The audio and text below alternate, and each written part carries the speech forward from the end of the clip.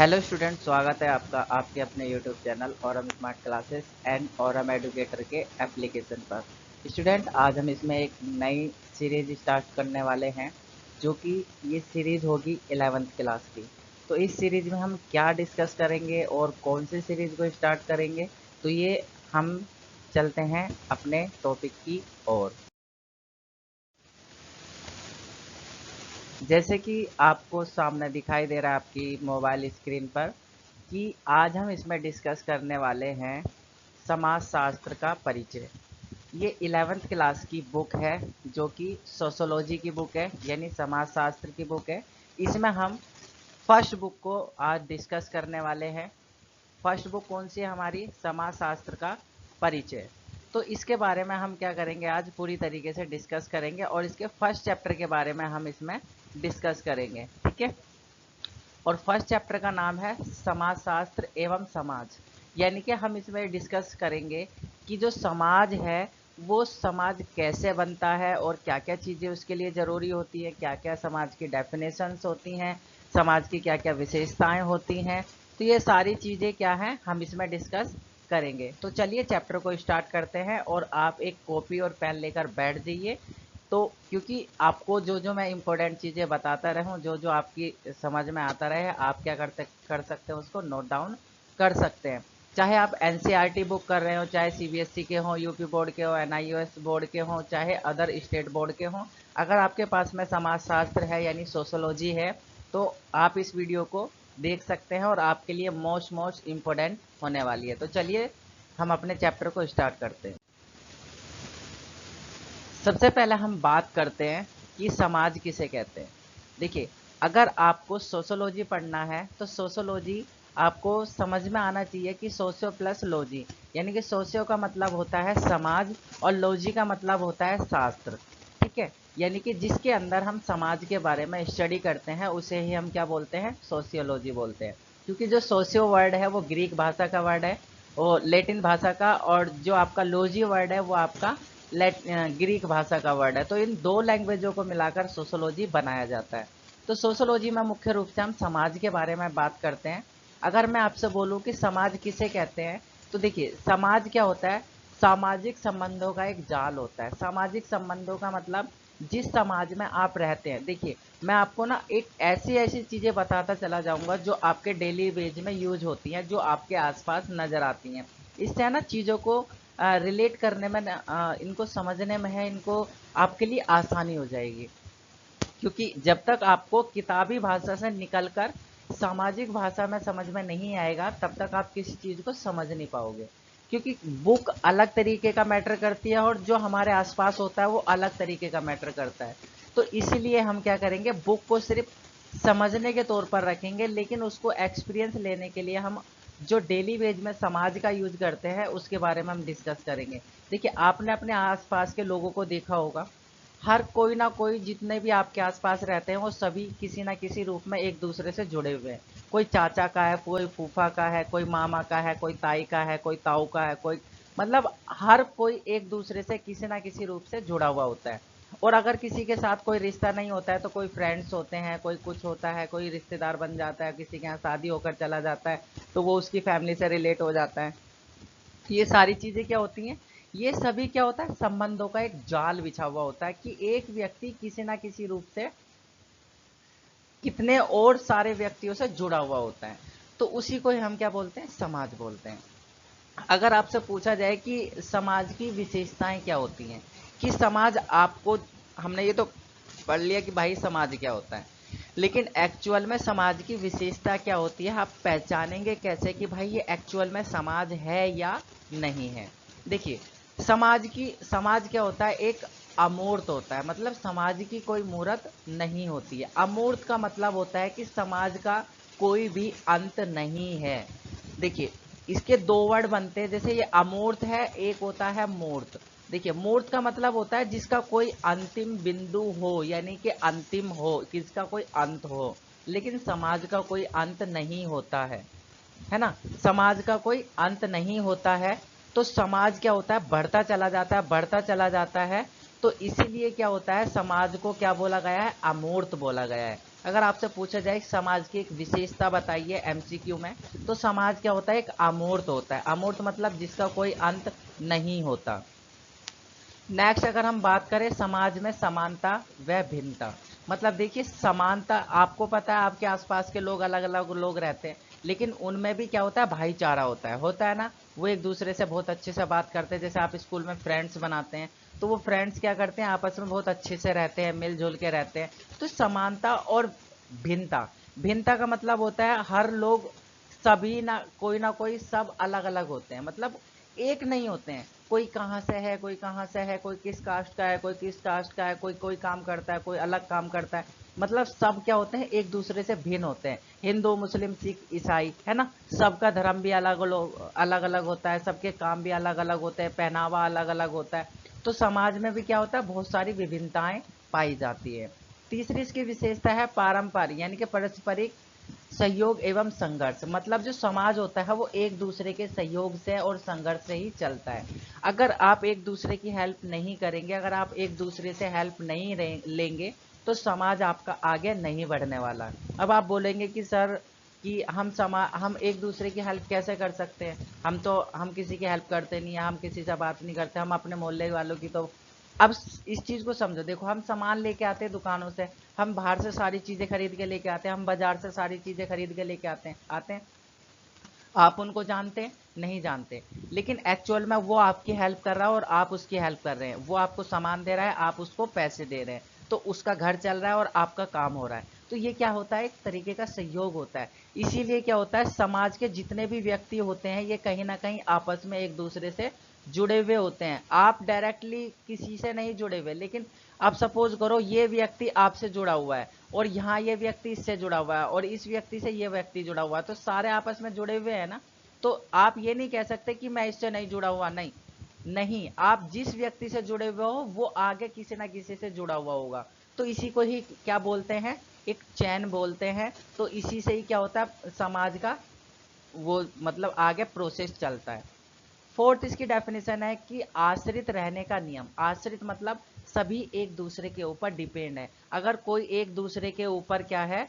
अगर डिपेंड नहीं होगा, कोई एक दूसरे से अगर वो बातचीत नहीं करेगा, एक दूसरे का काम नहीं होगा, तो समाज आगे नहीं बढ़ेगा और एक दूसरे की हेल्प नहीं हो पाएगी। अगर मैं आपसे बोलूं कि आपके घर के पास जो नाली साफ करने वाला आता है वो आना बंद कर दे, तो क्या होगा?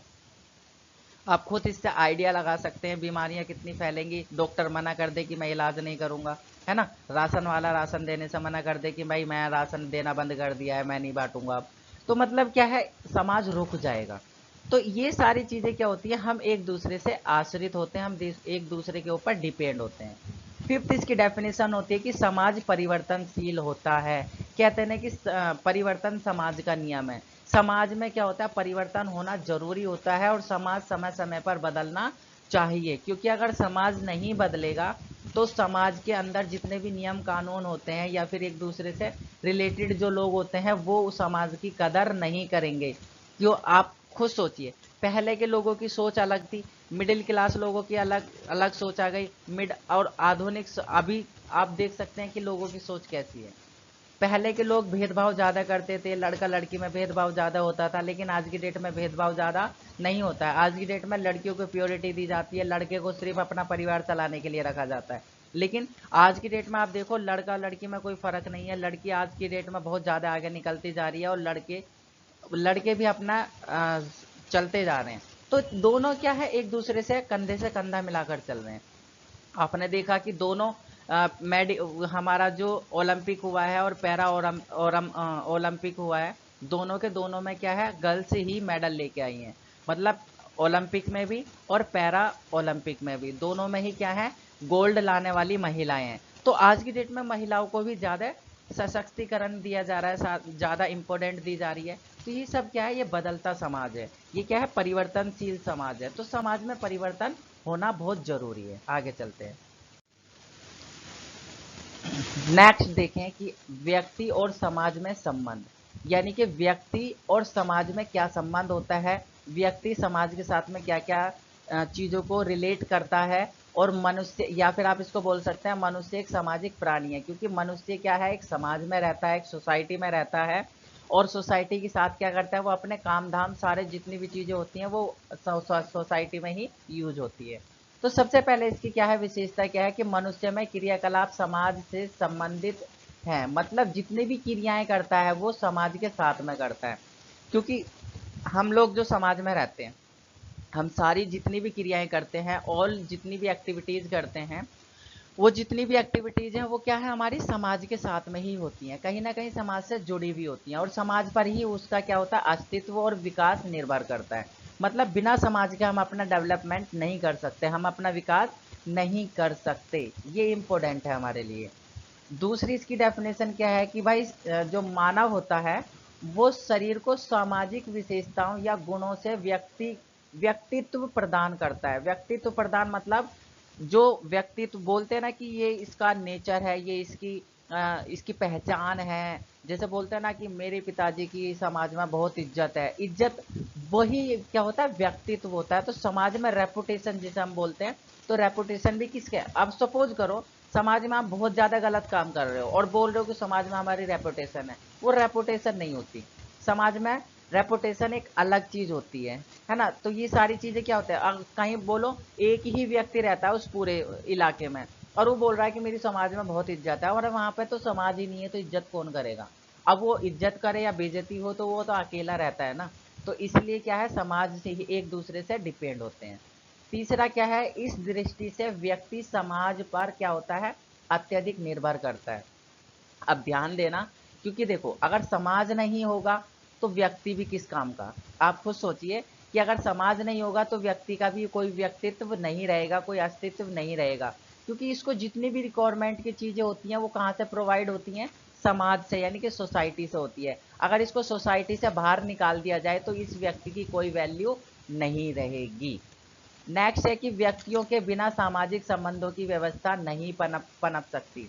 मतलब जब समाज में एक से ज्यादा व्यक्ति नहीं रहेंगे तो उनके क्या है, रिश्ते नाते या सारी चीजें, वो समाज में संबंध भी नहीं होगा, और ना ही कोई भी सामाजिक संबंधों की व्यवस्था बन पाएगी, और ना ही उनका कोई अस्तित्व मिल पाएगा, ना ही आगे भविष्य में वो कोई काम कर पाएंगे, ना ही आगे उनका कोई अस्तित्व बनेगा। तो ये सारी चीजें क्या होती है, समाज। इसलिए अगर व्यक्ति है तो समाज है, और समाज है तो व्यक्ति है। अगर एक जगह 10 से 5 व्यक्ति रहते हैं तो वो उनकी छोटी सी सोसाइटी बन जाती है। अगर कहीं एक अकेला व्यक्ति रहता है तो वो बोले कि मैं समाज में रहता हूँ, तो वो समाज में नहीं रहता है, क्योंकि वहां पर एक से ज्यादा व्यक्ति नहीं है। जहां पर ज्यादा व्यक्ति एक साथ इकट्ठे रहते हैं तो उसे हम बोलते हैं सोसाइटी। ठीक है, आगे चलते हैं। नेक्स्ट, अगर हम बात करें कि मानव समाज और पशु समाज में क्या अंतर होता है, देखो समाज में मानव भी रहता है और समाज में पशु भी रहता है। अगर हम बोलते हैं ना कि जानवरों की तरह व्यवहार करता है ये लोग, है ना, ये जानवरों की तरह रहते हैं, ये बड़े बदतमीज हैं, मतलब ये सारी चीजें क्या है, हम में और जानवरों में क्या फर्क होता है। देखो बच्चे वो भी पैदा करता है, हम लोग भी करते हैं, खाना वो भी खाता है, वो हम लोग भी खाते हैं, व्यवहार वो लोग भी करते हैं, हम लोग भी करते हैं, अपने बच्चों से प्यार वो भी करते हैं, हम लोग भी करते हैं। लेकिन हम लोगों में क्या है, क्या डिफरेंस क्या होता है, हम लोगों में अंतर क्या है, जंतुओं में और मानव में अंतर क्या होता है। तो जंतुओं में और मानव में अंतर समझने के लिए हम इसको देखते हैं। देखिए, मानव बोलता है, ठीक है, सोचता है, समझता है, इसमें ये सारी शक्तियां होती हैं। लेकिन पशु में बोलने, सोचने, समझने की शक्ति नहीं होती है। ये सबसे बड़ा डिफरेंस होता है मनुष्य में एवं जानवर में, कि मनुष्य बोल सकता है, समझ सकता है, उसके अंदर समझने की शक्ति होती है। लेकिन जो जानवर होता है उसमें बोलने और सोचने समझने की शक्ति नहीं होती है। दूसरा क्या होता है, अपनी एक संस्कृति होती है समाज में। मनुष्य क्या होता है, अपने समाज में एक सोसाइटी बनाकर रहता है, उसका एक कल्चर होता है, उसका एक मतलब उसकी एक संस्कृति होती है, उसका एक क्या होता है, पूर्वजों का व्यवहार होता है, धर्म, धार्मिक, ये सारी चीजें होती हैं। लेकिन जानवरों की कोई सोसाइटी नहीं होती, कोई संस्कृति नहीं होती, उनका कोई कल्चर नहीं होता। ठीक है। तीसरी चीज इनमें डिफरेंस क्या होता है, स्वयं को व्यक्त व्यक्त मतलब प्रोड्यूस करना, किसी के सामने अपने आप को पेश करने के लिए उसको भाषा आती है। लेकिन जानवरों को किसी के सामने पेश करने के लिए कोई भाषा नहीं आती है। उसके बाद में अगर देखा जाए, भविष्य की चिंता करता है और उसके लिए योजनाएं बनाता है, लेकिन ये वर्तमान में जीता है, भविष्य की से कोई चिंता नहीं है, आज खा लो कल को कुछ हो या ना हो। ऐसी कुछ मनुष्य भी होते हैं जो सिर्फ आज आज की सोचते हैं और अपनी अपनी सोचते हैं। देखिए, हम लोग एक साथ रहते हैं, सोसाइटी में रहते हैं, तो हमें सोसाइटी की चिंता करनी चाहिए। देखिए, सोसाइटी के कुछ नियम कानून होते हैं, अगर हम उस नियम कानून को फॉलो करते हैं तो सोसाइटी हमें भी फॉलो करेगी। अगर हम सोसाइटी के नियम कानून फॉलो नहीं करते हैं तो सोसाइटी हमें समाज से निकाल सकती है, वो हमें बेदखल कर सकती है और हमारे पे कोई फर्क नहीं पड़ेगा, ऐसा नहीं होता। सबसे ज़्यादा फर्क हमारे ऊपर ही पड़ेगा। अगर सोसाइटी आपको बाहर निकाल देती है, सोसाइटी आपको कोई दर्जा नहीं देती है, तो आपकी कोई वैल्यू नहीं है, आप एक पशु के समान हैं। क्योंकि पशु भी सोसाइटी से अलग रहता है, पशु के अंदर ये सारी चीज़ें नहीं होती हैं। तो इसलिए आप लोगों को भविष्य की चिंता करनी चाहिए प्रेजेंट को छोड़कर। क्योंकि देखिए, अगर आप सुबह को सोकर उठे हैं तो शाम तक आपको पेट भरना ही है, क्योंकि आपको पता है आज आप उठ गए हो तो आज आपको कहीं ना कहीं से कुछ ना कुछ मिल जाएगा। लेकिन क्या आप चाहते हो कि कल भी आप भूखे उठो या कल आपको खाना ना मिले? आज आप भूखे सो गए, लेकिन ठीक है, आप भूखे सो गए, अगले दिन जब उठोगे तो आपके मन में ये रहेगा कि मैं पिछली रात को भूखा सोया था या सोई थी, लेकिन आज मुझे भूखा नहीं सोना। तो आप कुछ करोगे, आप क्या करोगे? मेहनत करोगे, खाने का जुगाड़ करोगे, करोगे ना? आप इसके लिए चिंता करोगे। लेकिन पशु चिंता नहीं करता है, उसको दे दो तो खा लेगा, नहीं दोगे तो नहीं खाएगा, उसे कोई फर्क नहीं पड़ता, वो सिर्फ वर्तमान में जीता है। लेकिन एक मनुष्य ही ऐसा है जो प्रेजेंट और मनुष्य फ्यूचर दोनों में जीता है। हमेशा इंसान क्या करता है? फ्यूचर की चिंता करता है। ठीक है, अब अगर हम बात करें समाज में बहुलताएं और असमानताएं। बहुलताएं का मतलब होता है जो समाज में समानताएं पाई जाती हैं और समाज में असमानताएं भी पाई जाती हैं। तो सबसे पहले हम डिस्कस करते हैं कि एक समाज दूसरे समाज से भिन्न होता है। जैसे अगर मैं बोलूं कि हम हिंदू, देखिए मेरा कोई धर्म से कोई रिलेटेड नहीं है, मैं किसी धर्म को कोई पर्टिकुलर नहीं बोल रहा हूँ, मैं सिर्फ एक एग्जाम्पल के तौर पर यहाँ पर बता रहा हूँ। कोई आप इस चीज़ को दिल पे मत लीजिएगा, प्लीज़, आई रिक्वेस्ट यू, मैं आपसे माफ़ी चाहता हूँ। सिर्फ मैं आपको क्या कर रहा हूँ, सिर्फ मैं ये एक एग्जाम्पल के तौर पर समझा रहा हूँ, मेरा किसी धर्म को ठेस पहुँचाना या फिर किसी का मकसद नहीं है। जैसे आप सपोज कीजिए हिंदू हैं, ठीक है, और इसी का ही हमारे भाई हैं, हमारे दूसरे भाई जिन्हें हम बोलते हैं क्या? मुसलमान।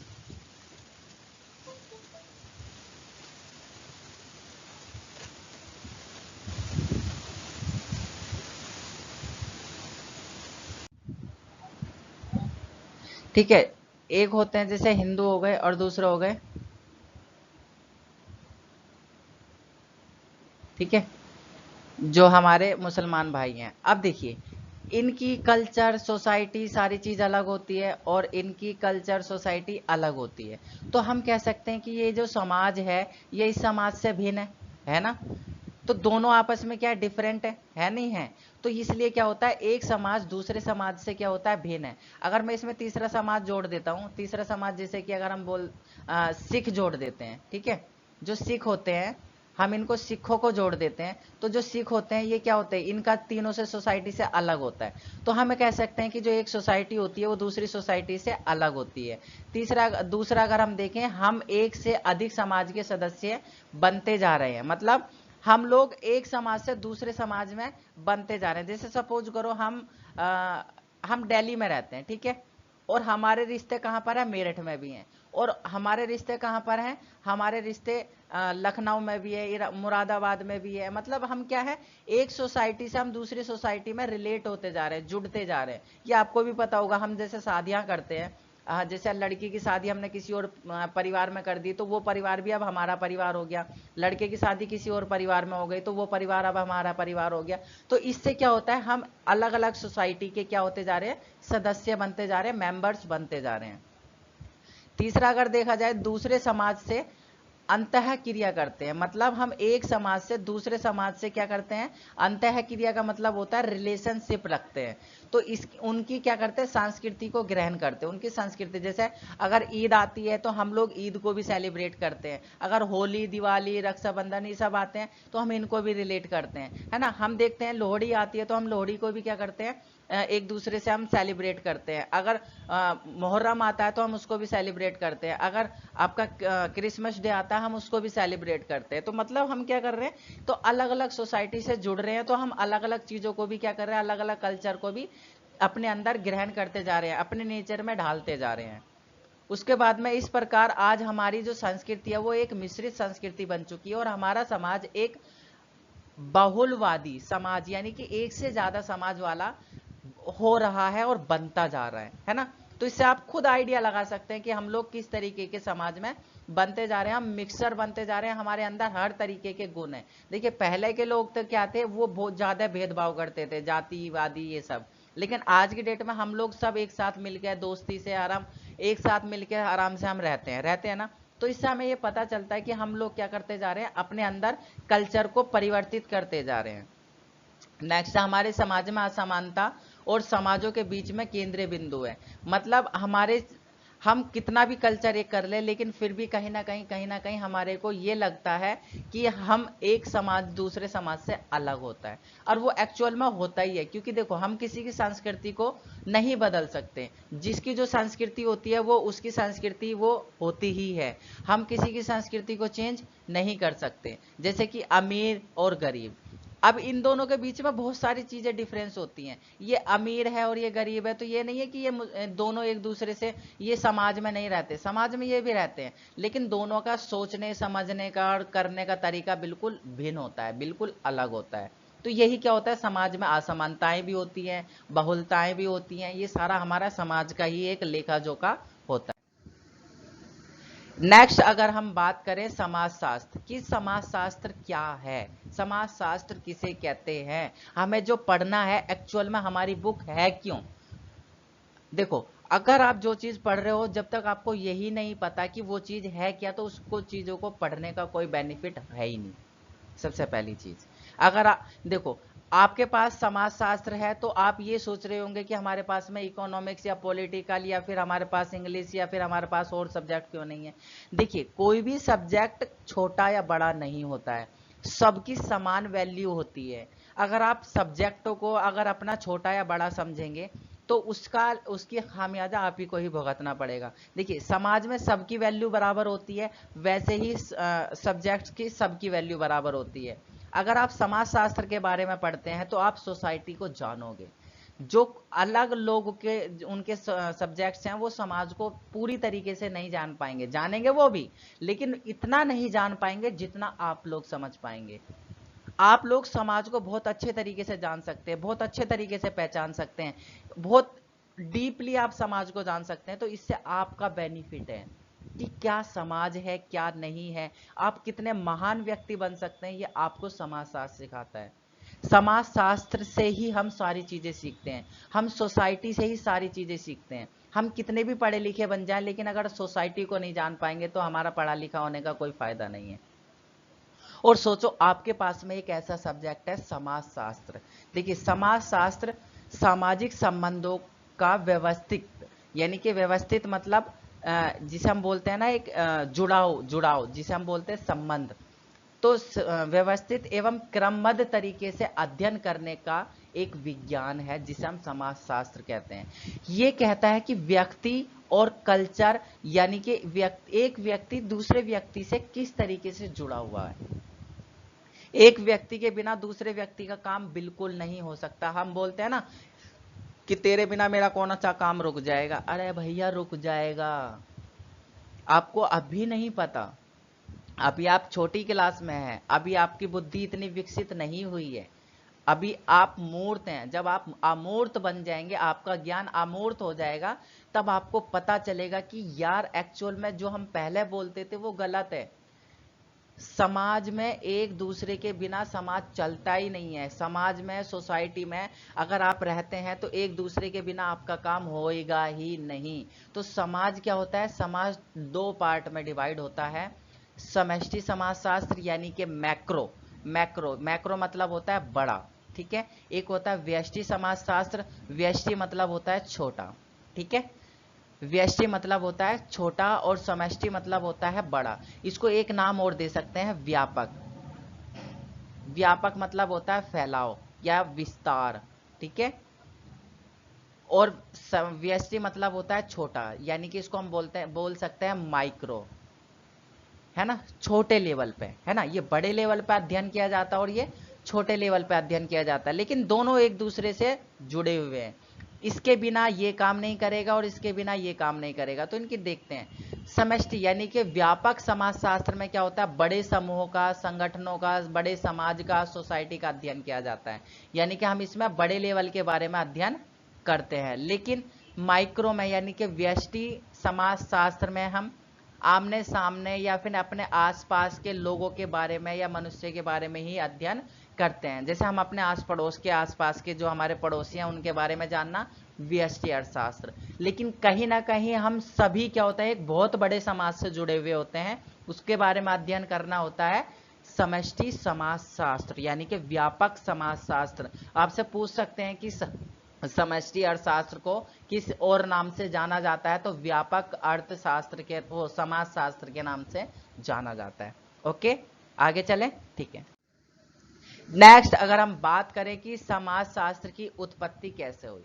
मतलब भाई जैसे देखो, हम लोग कोई चीज अगर हम करते हैं तो वो चीज आई कैसे है, वो क्या है। देखिए, समाजशास्त्र की उत्पत्ति, सबसे पहले समाज के बारे में जाना किसने, बताया किसने, समाज को पढ़ा किसने। तो सबसे पहले अगर हम बात करें जो समाजशास्त्र था उसका जो जन्म हुआ था 19वीं शताब्दी में हुआ था, यानी कि 19th सेंचुरी में समाजशास्त्र के बारे में सबसे पहले अध्ययन किया गया। समूहों के क्रिया, मतलब इसके बारे में हम क्या करते हैं, देखो क्रिया, इसमें क्या करते हैं, क्रियाकलापों के लगभग जो होते हैं, जो भाग होते हैं, वो लेन देन, ये सारी चीजें इसके बारे में जुड़ी हुई होती हैं।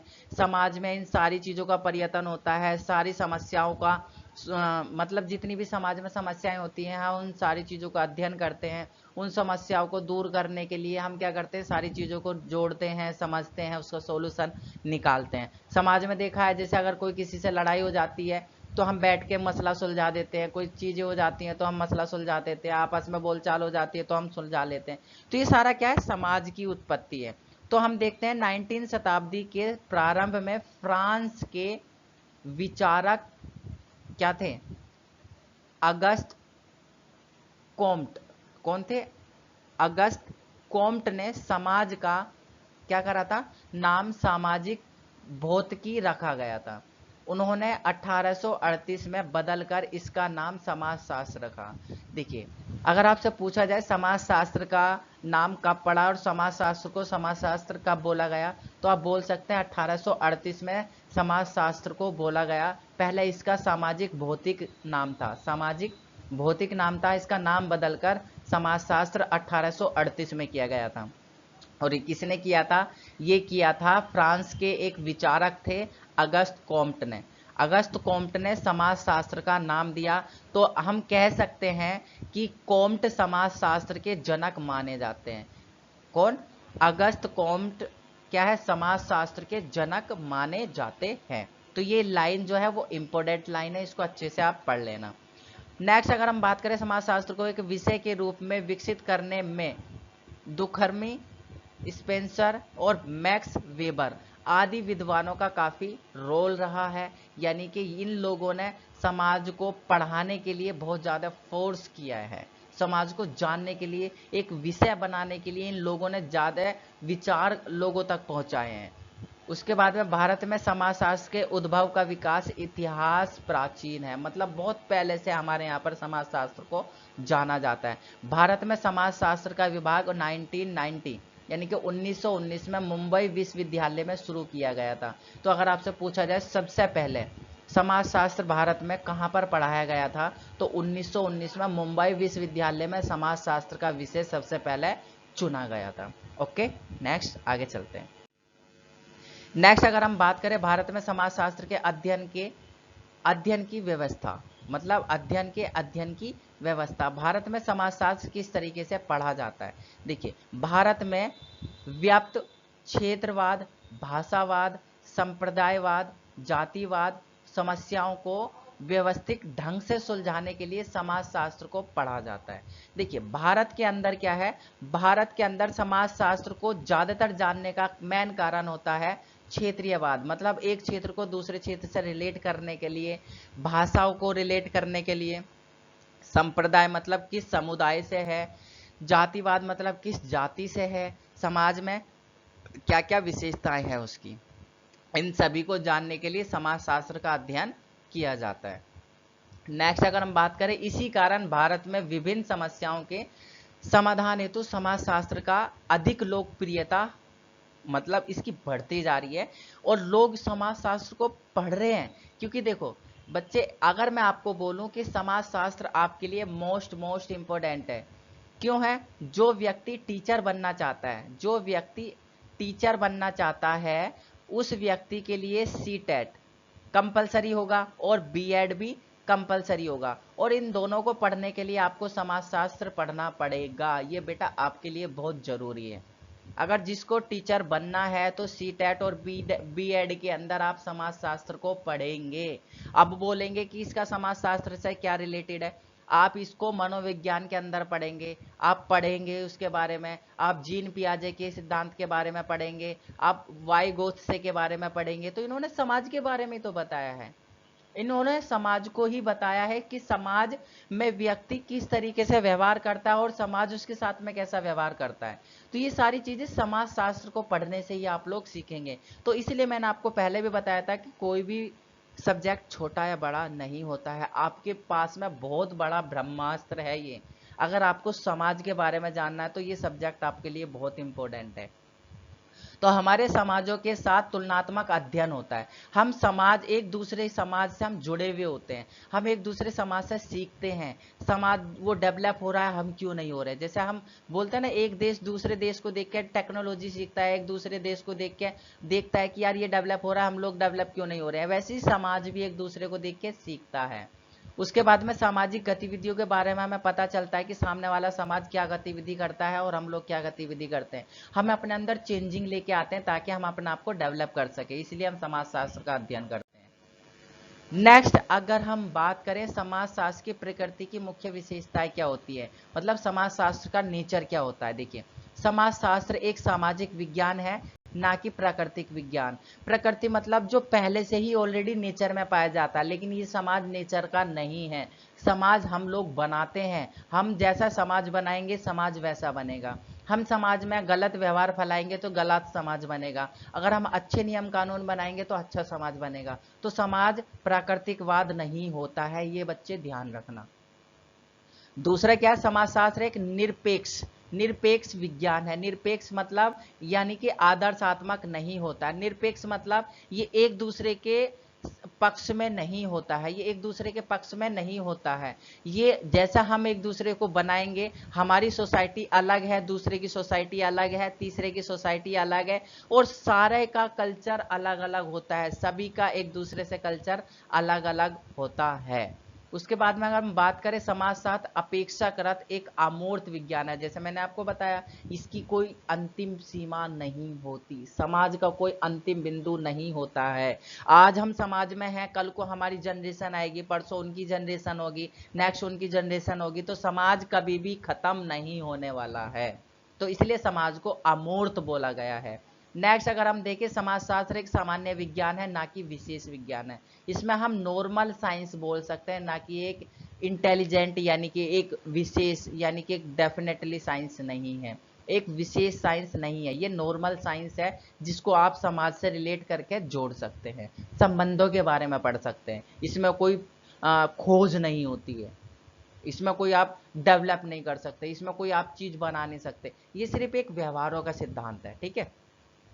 उसके बाद में भौतिक विचार जिनकी समाजशास्त्र की रचना में भूमिका है, मतलब ऐसे विचार जो भौतिक विचार है जो समाज की रचना में मदद करते हैं। सोच, थिंकिंग, सिद्धांत, लोगों ने क्या क्या कहा, डेफिनेशंस, जो समाजशास्त्री थे उन्होंने अपना अपना दृष्टिकोण कैसे रखा, वो समाज को बनाते हैं। हम लोगों की सोच क्या है, हमारा समाज वैसा बनेगा। हम लोगों की कल्चर क्या है, हमारा समाज वैसा बनेगा। तो ये हम लोगों की विचार के ऊपर, बौद्धिक विचार के ऊपर, हमारी थिंकिंग के ऊपर डिपेंड करता है कि भाई हमारा समाज कैसा होगा।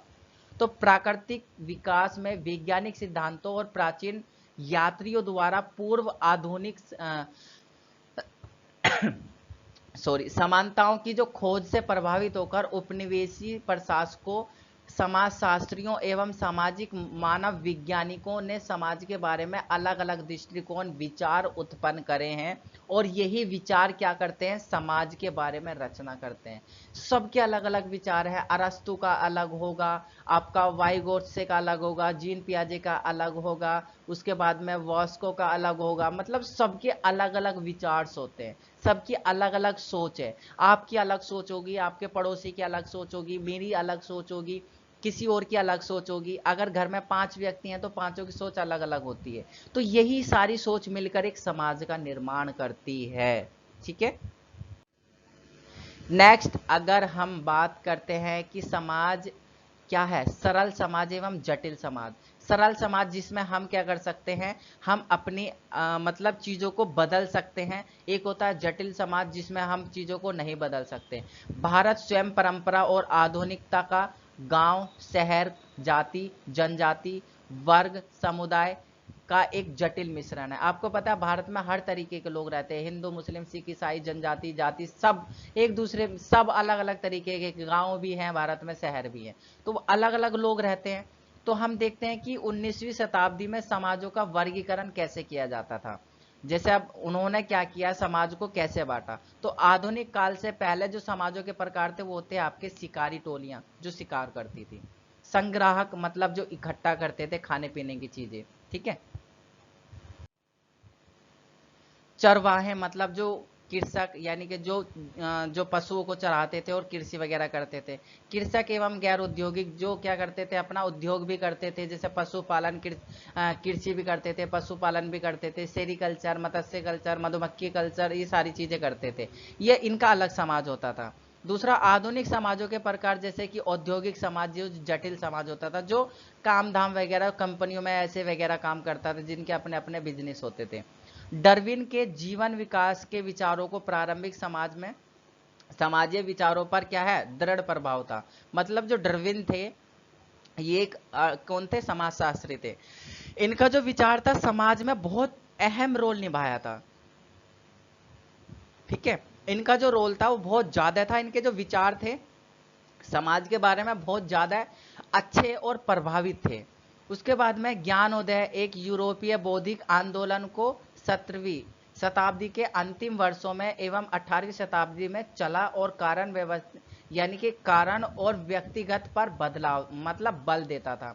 मतलब एक ज्ञानोदय यानी कि जो यूरोप के जो समाजशास्त्री थे, उनके जो विचार थे वो बहुत ही ज्यादा व्यक्तित्व को बल देते थे। व्यक्तित्व मतलब वो व्यक्ति के बारे में अपने आप को सिद्ध ज्यादा करवाते थे। उसके बाद में जैसे आपने देखा है ना, यूरोपियन लोग, जैसे आपका वो था, क्या बोलते हैं उसको, अलेक्जेंडर, है ना। अलेक्जेंडर क्या था, ये यूरोप के लोग थे, ये अपने आप को अंतिम सोचते थे, ये अब ये बोलते थे कि हम लोग ही हैं, ये अपने आप को बलशाली बताते थे। उसके बाद में क्या है, समाज में श्रम विभाजन नहीं होता, जबकि एक जटिल समाज को देखने के लिए मिलता है। मतलब जो सरल समाज होता है उसमें विभाजन नहीं होता, श्रम नहीं होता है, लेकिन जटिल समाज में सबका श्रम बटा हुआ होता है, मतलब सबका काम धाम अलग अलग बटा हुआ होता है। आई होप कि आपको ये वीडियो अच्छे से समझ में आई होगी, ये सारी चीजें आपको अच्छे से समझ में आई होंगी, समाजशास्त्र अपना अच्छे से पढ़ा होगा। तो ये था इस चैप्टर 1 का पार्ट 1। ठीक है, ये पार्ट 1 था। आने वाली नेक्स्ट वीडियो में हम पढ़ेंगे पार्ट 2 इसी चैप्टर का, और बहुत अच्छे तरीके से हम पढ़ेंगे।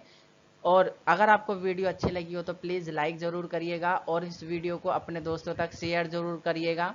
और अगर आपको लगता है कि कोई चीज़ आपको समझ में नहीं आई है तो आप मुझे कमेंट कर सकते हैं, तो मैं आपको रिप्लाई ज़रूर करूँगा। और हमारे चैनल को सब्सक्राइब कर लीजिए ताकि आने वाली वीडियो आपको समय पर मिलती रहें। और आपके लिए एक और जानकारी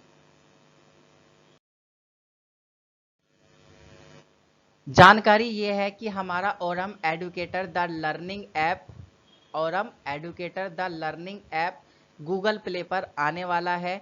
तो मंडे को ही आपको गूगल प्ले पर देखने के लिए मिल जाएगा, गूगल प्ले स्टोर पर, और आप इसको क्या कर सकते हैं, डाउनलोड कर सकते हैं। इसके अंदर आपको बहुत सारी चीज़ें मिलने वाली है, बहुत सारी चीज़ें, ये तो मैंने बहुत कम लिखा हुआ है, ऐसी ऐसी चीज़ें आपको मिलेंगी कि आप बस मजा आ जाएगा। तो आप इसको जरूर डाउनलोड कीजिएगा। तो मिलेंगे हम आपको नेक्स्ट वीडियो में, तब तक के लिए जय हिंद, जय भारत। हंसते रहिए, मुस्कुराते रहिए और अपनी पढ़ाई को करते रहिए, क्योंकि सब कुछ रुकेगा, पढ़ाई नहीं रुकेगी। यही हमारा एम है और यही हमारा लक्ष्य है। ठीक है, बाय बाय, टेक केयर।